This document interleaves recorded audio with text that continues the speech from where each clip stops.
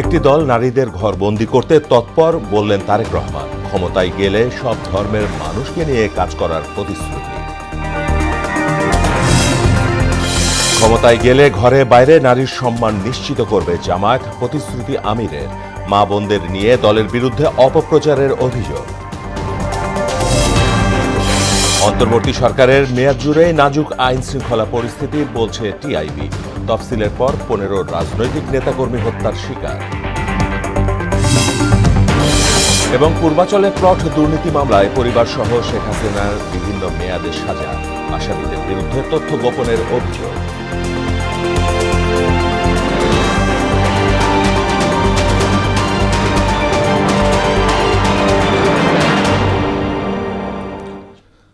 আসসালামু আলাইকুম, স্বাগত মোহনা সংবাদে। এতক্ষণ শুনছিলেন শিরোনাম, পুরো সংবাদের সঙ্গে আছি মাহমুদ হোসেন। একটি দল মা বোনদের ঘরে আটকে রাখতে চায় বলে মন্তব্য করলেন বিএনপির চেয়ারম্যান তারেক রহমান। তারা 5 আগস্টের পর নারীদের তুচ্ছ তাচ্ছিল্য করে কথা বলেছে বলেও অভিযোগ করেন তিনি। বিকেলে যশোরে নির্বাচনী জনসভায় এসব কথা বলেন তিনি। এর আগে খুলনায় সমাবেশে তিনি বলেন, বৈষম্যহীন দেশ গড়তে বিএনপি সব ধর্মের মানুষকে সঙ্গে নিয়ে এগিয়ে যেতে চায়। স্বাধীন আব্দুল্লাহ ও শহীদুল হাসানের তথ্যে তাহসিন তারিনের প্রতিবেদন। জাতীয় নির্বাচনকে সামনে রেখে বিএনপির জনসভায় যোগ দিতে খুলনা ও যশোরে সমাবেশের অংশ নেন দলটির চেয়ারম্যান তারেক রহমান। সকাল থেকেই সমাবেশে যোগ দেন নেতাকর্মী সহ সাধারণ মানুষ।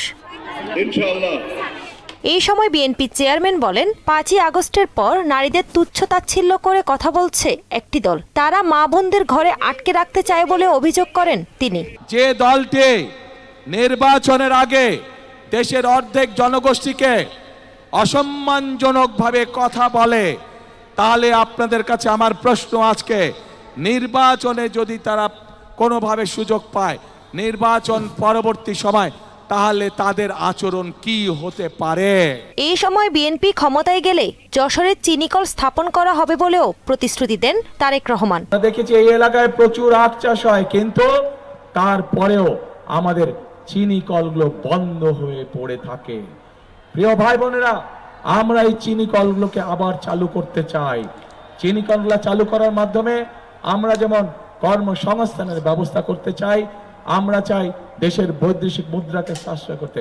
এর আগে খুলনায় সমাবেশে শিল্প কারখানা ধ্বংসের জন্য বিগত সরকারকে দায়ী করে বিএনপি চেয়ারম্যান বলেন, ক্ষমতায় গেলে খুলনাকে মৃত নগরী থেকে উদ্ধার করে জীবিত নগরীতে পরিণত করা হবে। খুলনা ছিল একসময় শিল্প নগরী, কিন্তু আমরা দেখছি গ্যাস সহ বিভিন্ন কারণে আজ এই শিল্প নগরী প্রায় মৃত নগরীতে পরিণত হয়েছে। শিল্প মৃত নগরী। বিএনপি আগামী 13 তারিখে সরকার গঠন করলে এই শিল্প নগরীকে আবার জীবিত শিল্প নগরীতে আমরা পরিণত করতে চাই। যাদের কাছে মানুষের সম্মান নেই, তাদের কাছে কখনো দেশ নিরাপদ হতে পারে না বলেও মন্তব্য করেন তারেক রহমান। নিজেদের দেশের মানুষকে এইভাবে আপত্তিকর বিশ্লেষণ করে, তাদের কাছ থেকে কি বাংলাদেশের জনগণ ভালো কিছু আশা করতে পারে? তাহসিন তারিন, মোহনা সংবাদ। সম্ভব নয়। জামায়াতে ইসলামী বাংলাদেশকে আফগানিস্তান বানাতে চায় বলে মন্তব্য করেছেন বিএনপি মহাসচিব মির্জা ফখরুল ইসলাম আলমগীর। সকালে ঠাকুরগাঁয়ে নিজ নির্বাচনী এলাকায় জনসংযোগকালে তিনি একথা বলেন। ন্যায়ভিত্তিক রাষ্ট্র গঠনের সুযোগ এসেছে উল্লেখ করে বিএনপি সব পক্ষকে নিয়ে অবাধ নির্বাচনী পরিবেশ নিশ্চিতে কাজ করে যাচ্ছে বলেও জানান মির্জা ফখরুল। জামাত ইসলাম এই দেশ থেকে আফগানিস্তানে নিয়ে যেতে চায়। জামাত ইসলাম একটা দল, যে দলটা আমাদেরকে সামনের দিকে যেতে বাধা দেয়। আমরা পিছনে যেতে চাই না, আমরা সামনে যেতে চাই। মেয়ে পুরুষ সমান অধিকার নিয়ে এখানে এই দেশে বাংলাদেশে বাস করতে। সম্প্রতি নারী নির্যাতনের ঘটনার প্রসঙ্গ তুলে জামায়াত আমির ডাক্তার শফিকুর রহমান বলেন, মা বোনদের অপমান করা হচ্ছে এবং এর প্রতিবাদ করায় এখন তার বিরুদ্ধে অপপ্রচার চালানো হচ্ছে। কক্সবাজার মুক্তিযুদ্ধ মাঠে জেলা জামায়াত আয়োজিত জনসভায় এসব কথা বলেন তিনি। এ সময় তিনি আরও বলেন, জামায়াত ক্ষমতায় গেলে মা বোনদের ঘরে ঘরে ও কর্মস্থলে নিরাপত্তা ও সম্মান নিশ্চিত করা হবে। এ সময় জনসভায় 11 দলীয় জোটসহ বিপুল সংখ্যক নেতাকর্মী ও সমর্থক উপস্থিত ছিলেন। কয়েকদিন ধরে বাংলাদেশে অনেকগুলা ঘটনা ঘটেছে মা বোনদেরকে অপমান করার, তার প্রতিবাদ আমি করি, এখন আমার পিছনে লেগেছে। 13 তারিখ থেকে নতুন একটি বাংলাদেশ জনগণ পাবে। সেদিন আমাদের মায়েদেরকে আমাদের মাথার উপরে তুলে মর্যাদা দেব ইনশাআল্লাহ। তাদেরকে ঘরে চলাচলে কর্মস্থলে সব জায়গায় তাদের পূর্ণ নিরাপত্তা নিশ্চিত করা হবে। এর আগে দুপুরে কক্সবাজারের মহেশখালীতে নির্বাচনী জনসভায় অংশ নিয়ে ডাক্তার শফিকুর রহমান চাঁদাবাজি, ঋণ খেলাপিদের নিয়ে আগামীর বাংলাদেশ গড়া সম্ভব হবে না বলে মন্তব্য করেন। এ সময় তরুণদের নিয়ে সমৃদ্ধ বাংলাদেশ গড়ার প্রত্যয় জানান জামায়াত আমির।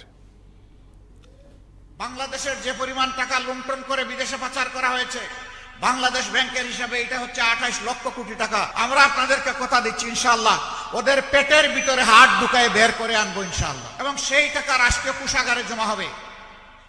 তারপরে ইনসাফের ভিত্তিতে সারা বাংলাদেশের উন্নয়ন হবে।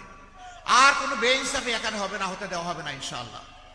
প্রধানমন্ত্রী, প্রেসিডেন্ট, মন্ত্রী পরিষদের সদস্য, উন্নয়নের জোয়ার তার বাড়িতে, আর বাকি সমস্ত জায়গা মরুভূমি, এই কাজ আর বাংলাদেশে ইনশাআল্লাহ হবে না।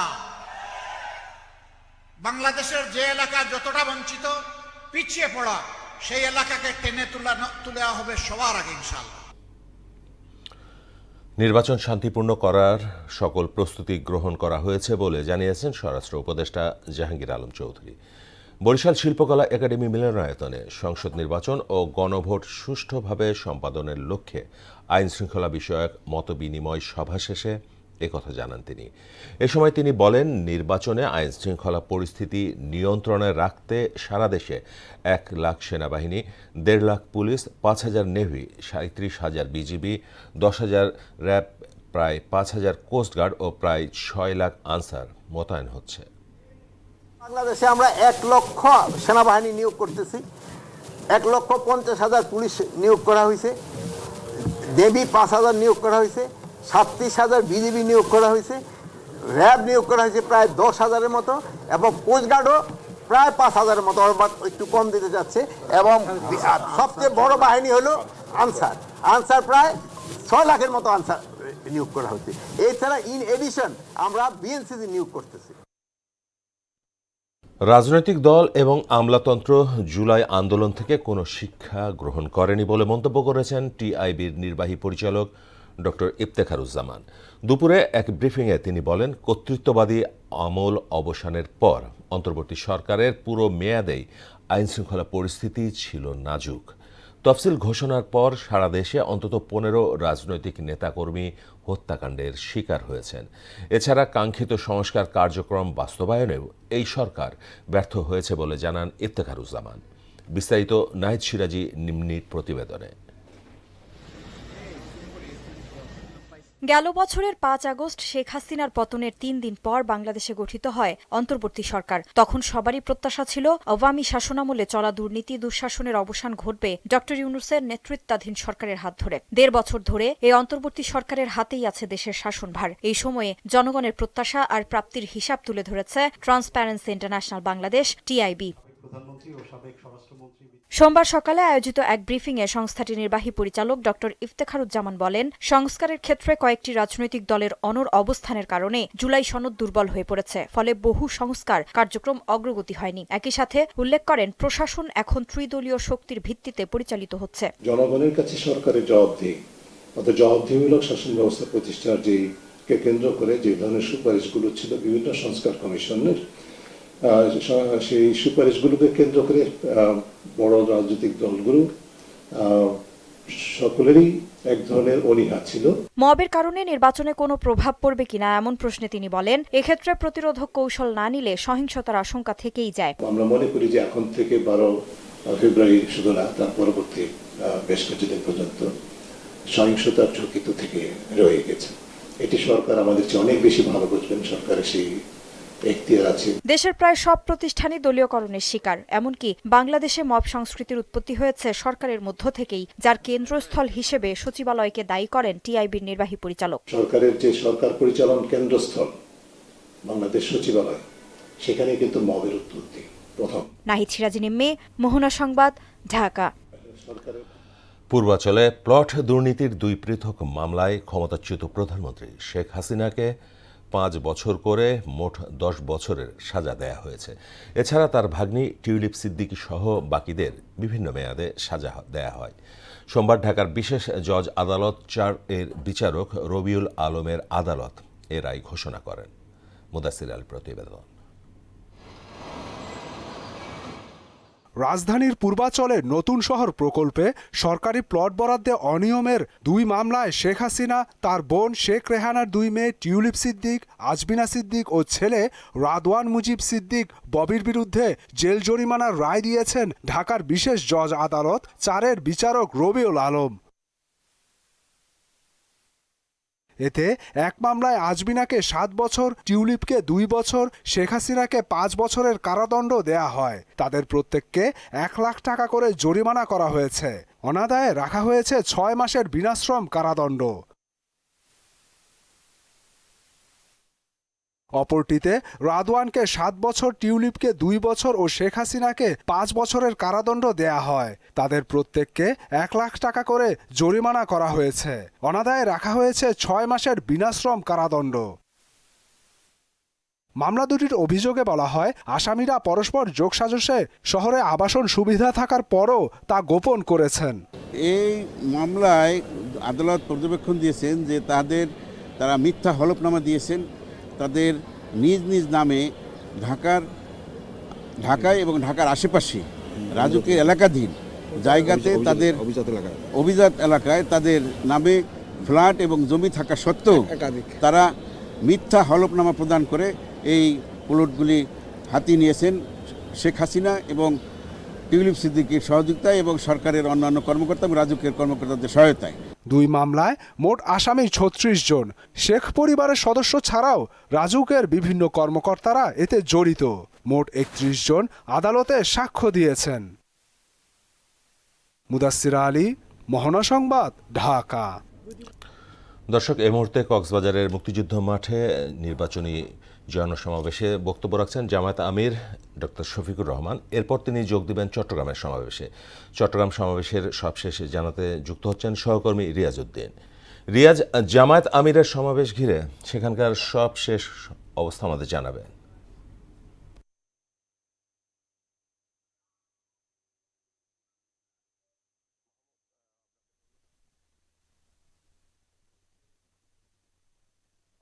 11 আসনের যে বন্দর স্কুলের মাঠ প্রাঙ্গণের সামনে রয়েছে। যেহেতু এখন মাগরিবের নামাজের সময় হয়েছে, সেজন্য সবাই সমাবেশের বিরতিতে সবাই নামাজ পড়ছেন। এই মুহূর্তে আমরা জেনেছি ডক্টর শফিক সাহেব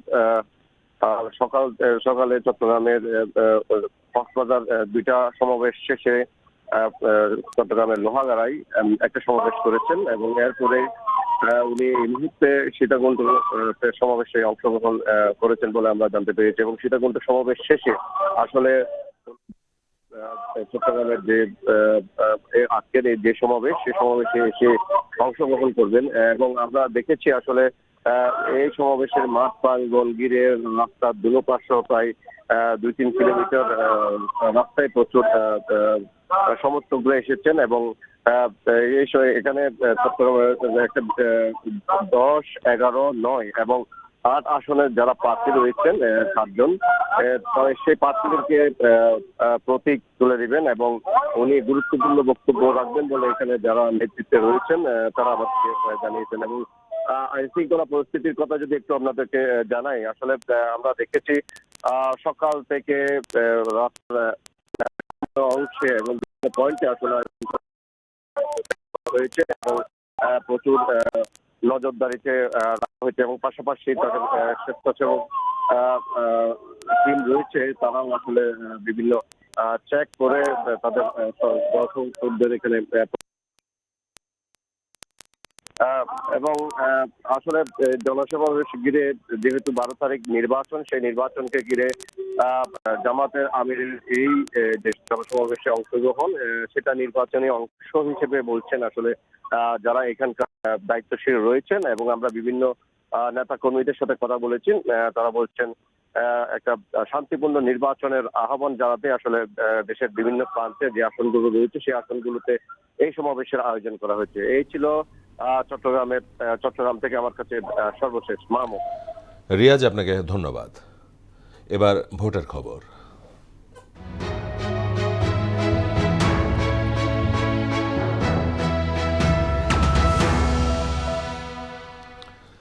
জাতীয় সংসদ নির্বাচন ঘিরে সরগরম কুমিল্লা জেলা।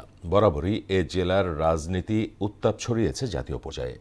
এবার মূল প্রতিদ্বন্দ্বিতায় মাঠ কাঁপাচ্ছে বিএনপি, জামায়াত, এনসিপি সহ স্বতন্ত্র প্রার্থীরা। প্রতিদ্বন্দ্বী প্রার্থীদের প্রচারণা বাড়লেও সাধারণ ভোটারদের মধ্যে এখনও নির্বাচন নিয়ে তেমন উৎসাহ দেখা যাচ্ছে না।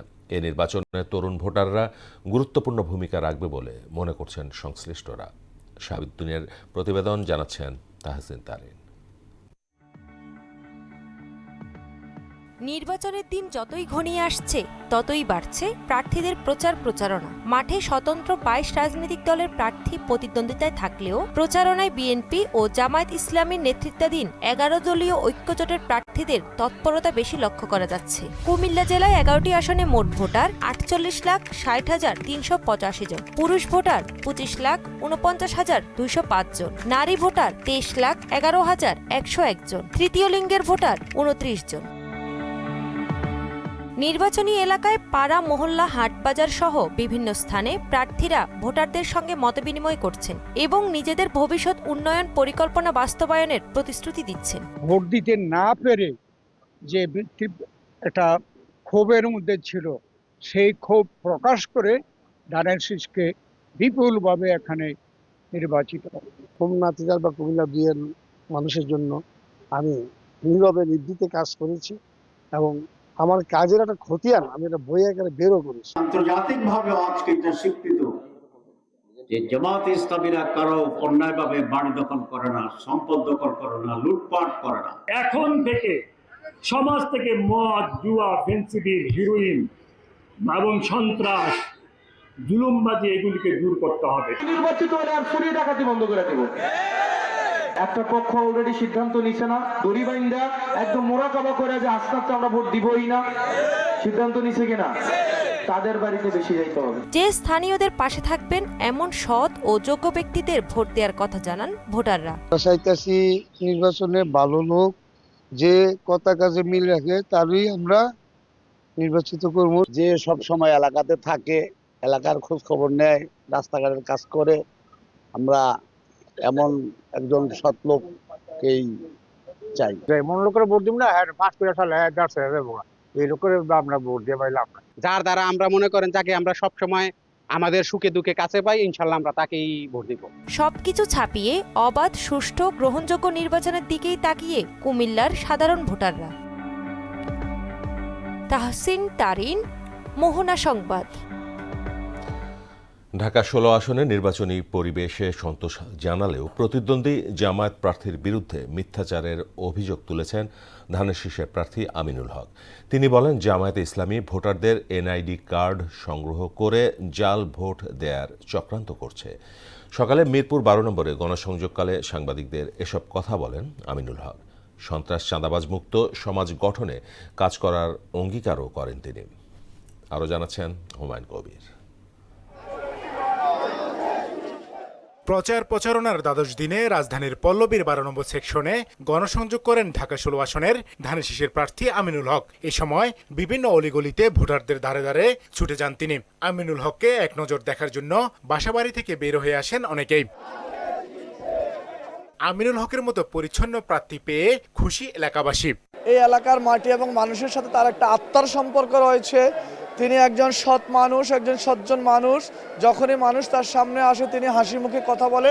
ধানের শীষের একটা জনপ্রিয়তা আছে, ওনার পার্সোনাল একটা ইমেজ আছে, সেই ইমেজে কেউ আর ঘরে থাকছেন না। আপনারা দেখতেছেন সবাই ঘরের থেকে বের হয়ে গেছে। ঢাকা 16 আসনের সর্বস্তরের জনগণ রাস্তায় নেমে গেছে ধানের শীষের প্রচারণায়, ধানের শীষের জয় জয়কার অবস্থান। এই সময় আমিনুল হককে বিপুল ভোটে নির্বাচিত করার পাশাপাশি এলাকার উন্নয়নে দেওয়া প্রতিশ্রুতি আমিনুল হক বাস্তবায়ন করবে বলেও আশা জানান তারা। জনাব তারেক রহমানের পরে এই আসনে উনি সবচেয়ে বেশি ভোট পাবেন। সাধারণ মানুষের দ্বারা যাচ্ছেন এবং যে এলাকার যে সমস্যাগুলো সেগুলোর সমস্যার সমাধান করার জন্য উনি কথা বলছেন। ইতিপূর্বে আমাদের এখানে যারা সংসদ সদস্য হয়ে এই এলাকায় নির্বাচিত হয়ে যারা এলাকার কাজ করেছেন তার চেয়ে উনি বেটার কিছু দিবেন। গণসংযোগের সময় সাংবাদিকদের সঙ্গে কথা বলেন আমিনুল হক। নির্বাচনের পরিবেশ নিয়ে সন্তোষ জানালেও মিথ্যাচারের অভিযোগ তোলেন জামায়াতের বিরুদ্ধে। বিগত 17 বছর আমরা দেখেছি কেউ মিথ্যাচার করে টিকে থাকতে পারেনি। আজকে তারা ক্ষমতার মোহে পড়ে মিথ্যাচার করে টিকে থাকার চেষ্টা করছে, প্রতারণা করে টিকে থাকার চেষ্টা করছে। কারণ যারা ঘরে ঘরে গিয়ে জান্নাতের টিকিট বিক্রি করার চেষ্টা করেছে, জান্নাতের টিকিট দেওয়ার মালিক একমাত্র আল্লাহ, কারো কোনো ক্ষমতা নেই। জামায়াতে ইসলামী ভোটারদের কাছ থেকে এনআইডি কার্ড সংগ্রহ করে জাল ভোট দেওয়ার ষড়যন্ত্র করছে বলেও অভিযোগ করেন আমিনুল হক। ঘরে ঘরে গিয়ে এনআইডি নাম্বার নিয়েছে, এনআইডি নাম্বার নিয়ে তারা ভোট জালিয়াতি করার একটা অপচেষ্টা করছে। পাশাপাশি যারা দেশের বিরুদ্ধে কাজ করেছে, যারা স্বাধীনতা চায়নি বাংলাদেশের, যারা রাজাকারের ভূমিকায় ছিল, তারা আজকে বলছে যে চলো একসাথে বাংলাদেশ গড়ি, যেটা অত্যন্ত হাস্যকর একটি বিষয়। ভোটারদের ব্যাপক সাড়া মিলছে জানিয়ে ঢাকা 16 আসন থেকে বিপুল ভোটে জয় হওয়ার বিষয়ে আশা প্রকাশ করেন এই আসনের ধানেশীষের প্রার্থী। 12 ফেব্রুয়ারি ত্রয়োদশ জাতীয় সংসদ নির্বাচনে এই আমার এলাকার জনগণের রায় নিয়ে ইনশাআল্লাহ আমি নির্বাচিত হব। হুমায়ুন কবির, মোহনা সংবাদ, ঢাকা। চট্টগ্রাম বন্দরের নিউ মোরিং কন্টেইনার টার্মিনালে বিদেশি অপারেটর নিয়োগ সংক্রান্ত সরকারি সিদ্ধান্তের প্রতিবাদে দ্বিতীয় দিনের মতো অবরোধ পালন করছে বন্দরের শ্রমিক কর্মচারীরা। জাতীয়তাবাদী শ্রমিক দল ও শ্রমিক কর্মচারী ঐক্য পরিষদের ব্যানারে এই কর্মসূচি পালিত হচ্ছে। এতে স্থবিরতা নেমেছে চট্টগ্রাম বন্দরে। এর ফলে শত কোটি টাকার ক্ষতির মুখে পড়েছে বন্দরটি। শেষ করব মোহনা সংবাদ, যাবার আগে শিরোনামগুলো আরও এক।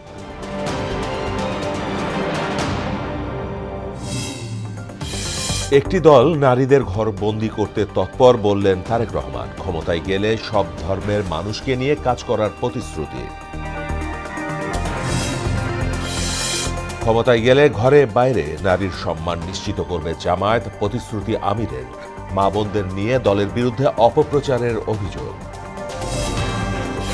অন্তর্বর্তী সরকারের মেয়াদ জুড়েই নাজুক আইন শৃঙ্খলা পরিস্থিতি, বলছে টিবিআই।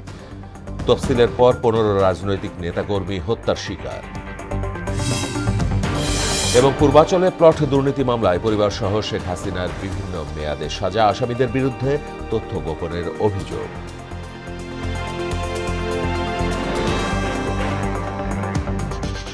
এই ছিল মোহনা সংবাদে। পরবর্তী সংবাদ রাত 9টায়। এর আগে সন্ধ্যা 7টায় দেখবেন সংবাদ নজরে। মোহনার সবশেষ খবর জানতে ভিজিট করুন www.mohana.tv। সংবাদ দেখতে পারেন ফেসবুক ও ইউটিউবে। এতক্ষণ সঙ্গে থাকার জন্য সবাইকে ধন্যবাদ।